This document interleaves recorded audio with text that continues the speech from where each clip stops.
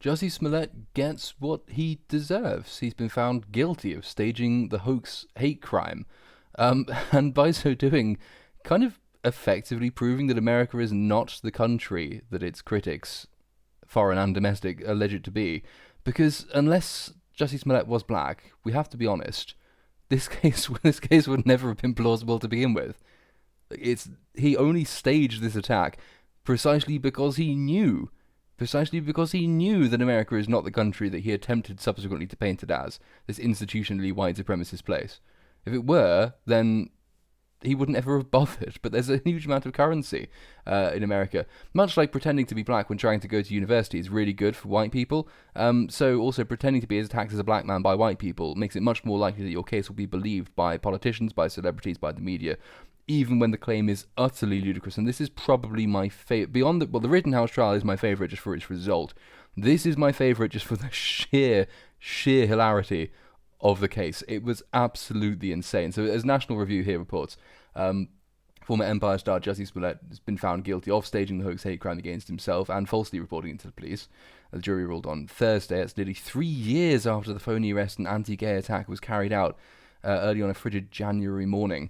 Smollett was found guilty, National Review reports, on 5 counts of felony disorderly conduct and not guilty on 1 count. The Empire actor stood motionless with his attorney's hand on his shoulder as the verdict was read. Additional pre-sentencing and sentencing hearings will be scheduled at a later date. Smollett will remain free on bond. He could face up to 3 years in prison, but could also be released on probation. He shouldn't be. He should be in prison. This is a blatant and obvious and disgusting attempt to game the justice system. He should go to jail, and it should be for longer than 3 years. But he'll probably be released on probation because he's famous, he's black, and he's gay. And that really is in your favour in the United States judicial system, and certainly in the eyes of the media. But the severity of the sentence will in part depend on whether Judge James Lynn determines that Smollett perjured himself during his testimony, as the prosecution has alleged he had. It certainly sounds as though he had. We're going to come on to the actual detail of the trial. But the jury, National Review points out, is composed of 7 men. I don't know why they're obliged to point this out. 1 of whom is black, 5 women, all of whom are white. There weren't any protests or gatherings out of his supporters outside the court, probably because even they realised that it was such obvious nonsense. It marks the end. National Review continues one of the most bizarre national criminal cases in recent years. Smollett, who is black and openly gay, claimed that 2 attackers, at least one of them white, jumped him out of the blue at around 2 a.m. on January 29th, 2019. They used racist and homophobic slurs, they doused him with bleach, they hung a noose around his neck, and they yelled, "This is MAGA Country," a reference to then-President Donald Trump's slogan, which is exactly why everyone from Joe Biden down on the left jumped on it and said this should never have happened to a black man in this country. It just proves how nasty and vile and white supremacist a whole half of the country is. Only one problem: none of it happened. None of it was true. It seemed horrible, National Review continued. The Chicago police spent more than 3,000 hours, such a waste of fucking time, 3,000 hours trying to solve the crime, but by mid-February, investigators had determined the hate attack was a hoax. Smollett, they believed, had conspired with the 2 brothers, not notably white names these, Abimbola and Olabinjo Osundairo, 2 black extras on Empire, to stage the attack in a perverse kind of street theatre. As National Review continued, the case was injected with politics from the very beginning. To many on the left, it was more proof of how hateful and bigoted Trump's America had become. Headlines blared that Smollett had been brutally attacked. New Jersey Senator Cory Booker, he of the angry eyes, denounced the vicious attack on Twitter as a modern-day lynching, an allegation echoed by then-Senator Kamala Harris. Joe Biden tweeted, "What happened today to Jussie Smollett must never be tolerated in this country, and we are with you, Jussie." Ooh, you might want to issue a clarification on that, Joe. Just, get Jen Psaki out to say that you never said it, or that it's irrelevant if you did. The usual thing you do when you're found to have backed someone you shouldn't. We are with you, Jussie. During an interview on Good Morning America, Smollett said he believed his attackers may have been motivated by his outspoken criticism of Trump, again deliberately himself trying to tie this to the Trump campaign, the Trump presidency as it was at the time. "I come really, really hard against this administration," Smollett told Robin Roberts, "and I don't hold my tongue." One of the other unbelievable things about this is that who actually recognises him? I've never seen Empire. Is it a very popular show? Or is it like Meghan Markle in Suits, another show that virtually no one has ever admitted to having watched? How can any randomers spot a Z-list celebrity walking down the street at night? I don't know. For his part, Trump weighed in when he was asked about the attack, calling it horrible. But National Review continues, there were red flags from the start for anyone willing to look. For one, why would 2 men be walking around downtown Chicago in sub-zero temperatures at 2 in the morning with a noose and a hot sauce bottle filled with bleach on the off chance they would stumble across a gay black celebrity? masterful understated reporting there from National Review. And why would anyone declare Chicago, where Hillary Clinton won almost 74% of the vote in 2016, MAGA country? In mid-February, investigators learned that the attack wasn't random at all. On February 13th, 2019, police arrested the Osundairo brothers when they returned from the US to the US from a trip to Nigeria. At the advice of an attorney, they decided to cooperate with authorities and exposed Smollett's plan. National Review continues, investigators believed them because their story matched up with the surveillance footage and other evidence. I couldn't find anything false, Michael Theus, the lead detective, said of the brothers' accounts in devastating and detailed testimony last week. Once viewed by many as a victim, Smollett became the subject of national scorn.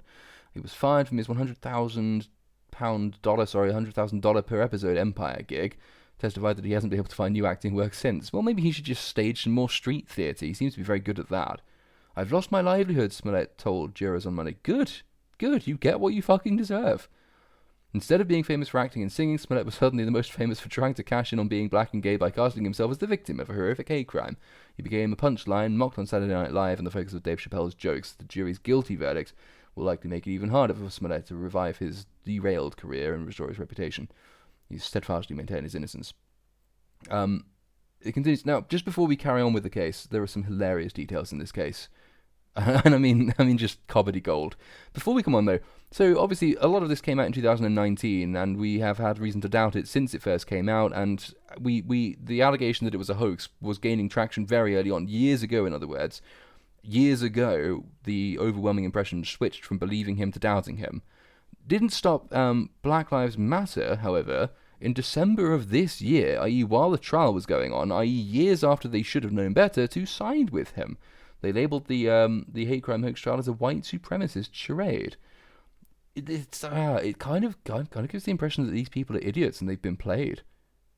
Is that just me? Is it just me who has that impression?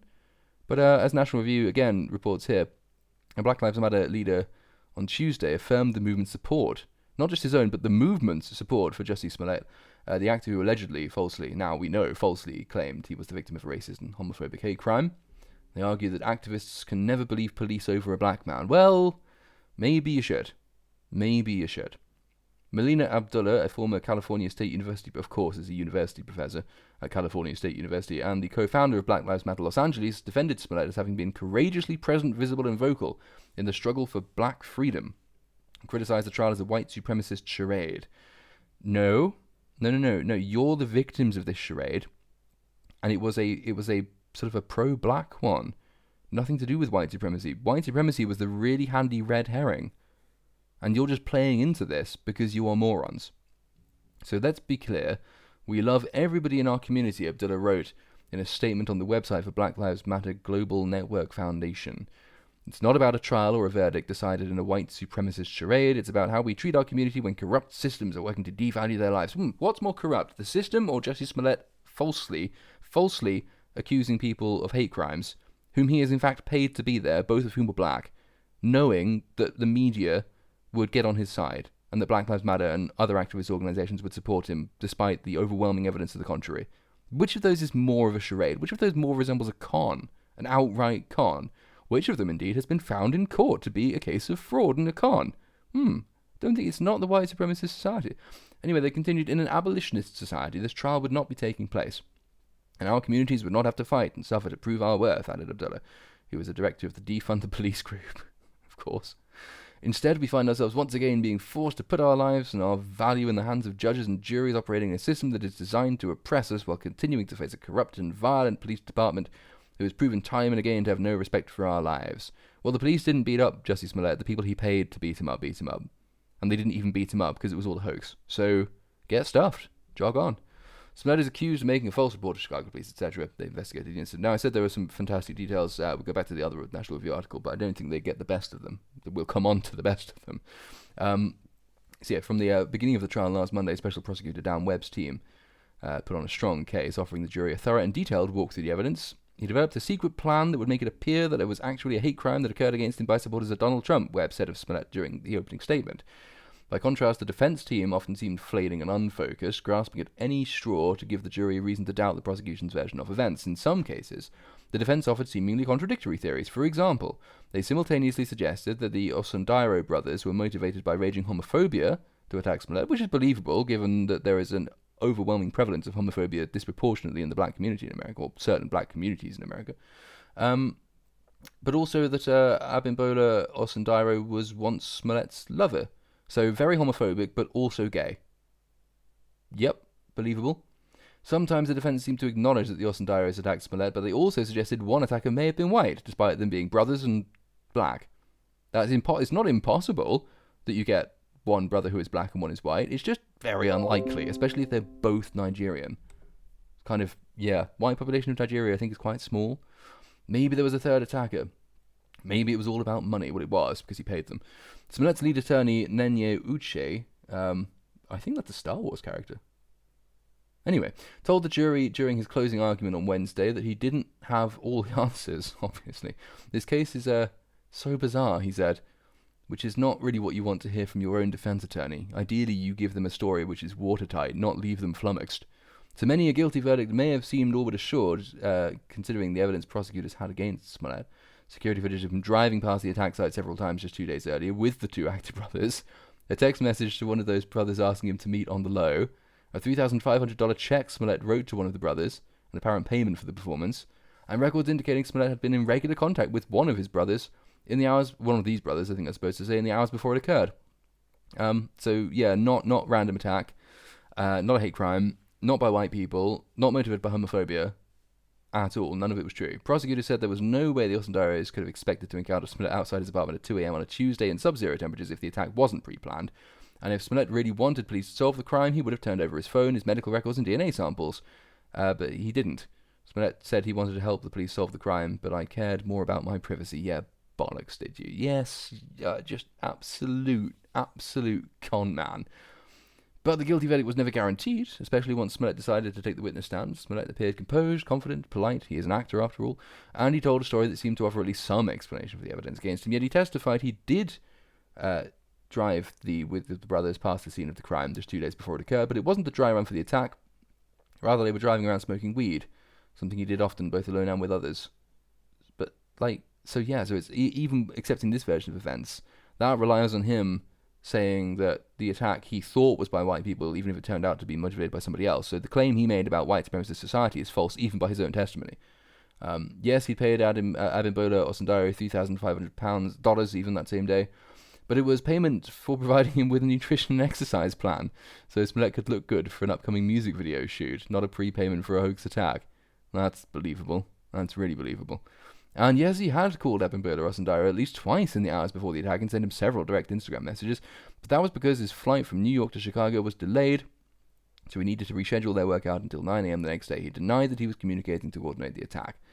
During the closing argument, Webb accused Smollett of repeatedly lying to the jury, which he did, and said the actor tailored his testimony around the indisputable evidence in the case. If Mr. Smollett went on that witness stand to took an oath that he was going to tell the truth, and he made many false statements to you, Webb told the jury, his testimony at the end of the day lacks any sort of credibility whatsoever. National Review continues. During the trial, prosecutors argued that Smollett's motive for the attack stemmed from a hateful letter he received at the Empire studio about a week before the fake attack. He said he didn't believe that the studio leaders were taking the letter seriously enough, stating the attack would prove a point. Prosecutors appear to have dropped a previously alleged motive that Smollett stated he had to raise his public profile and to get a raise. I think he probably did do it to raise his public profile, because that was certainly the effect, and he must have known that. But I guess that's not a case that they can necessarily prove. But yeah, his defense attorney, Mr. Uche, Darth Uche, said Smollett actually had an anti-motive for the attack. A historic gay wedding scene to shoot for Empire, an important music video to shoot. He could not afford for anything to happen to his face, which it didn't, because it was a fake attack. No. But as we said, so all of this is a complete nonsense, completely untrue. Black Lives Matter supported it anyway, but it just gets more and more bizarre. So this is who is this? Vice reporting here. Not only did he know the attackers, not only had he paid the attackers, he also did drugs with them and masturbated with this attacker, as you do. I'm not straight, but I can't claim this is a thing that's ever happened to me. I don't think this is kind of common for gay people just to sort of end up smoking, doing drugs and wanking off people who you're also paying to attack you. It's not like a really common thing, I don't think, in the gay community or the bi community or any community apart from the dishonest, lying, scumbag actor community. His wife's reports, as he finally took the stand in the bizarre trial, testified he once masturbated with one of the men he's accused of hiring to attack him for attention. That's really badly written because that implies that he masturbated with him for attention. Which is... no. Oh, no, they did say the word accused. Anyway, Smollett said it all went down during a visit to a bathhouse with Abimbola Osundiro, one of the two brothers. We went alone, we got a private room again, Smollett recalled in the courtroom Monday, according to the Chicago Tribune reporter Jason Meisner. We made out a little bit, this time we masturbated together. He also testified that after he met the Osundiro at a club, they made out, did drugs during a different bathhouse interaction in Boyertown. Has it been named for that purpose? Sounds like it might have been, otherwise it's supremely ironic. The ex-Empire Star's testimony built on the defensive line of questioning last week when one attorney for Smollett dramatically asked Osundiro, a major witness for the prosecution, when he started dating Smollett. Osundiro said he never did. Smollett, who was pleaded not guilty to 6 counts of disorderly conduct, is accused of orchestrating his own attack, etc. So, yeah, no, not only he paid them, he met them, he knew them, he worked with them, he did drugs with them, he masturbated with them. It just goes on. The Daily Mail, I apologise for their formatting, but they don't seem to like anyone with a functioning computer. There's other little bits and pieces. He told the jury on Tuesday that he first calls his attackers white, for instance, then admitted that he changed the description to pale. He said he just assumed they were white in his first description, claims he still doesn't know who attacked him. Said on Monday that he and Abimbola Osundiro had made out at the bathhouse, masturbated together, did pay him $3,500, but for nutritional plans and exercise guidance.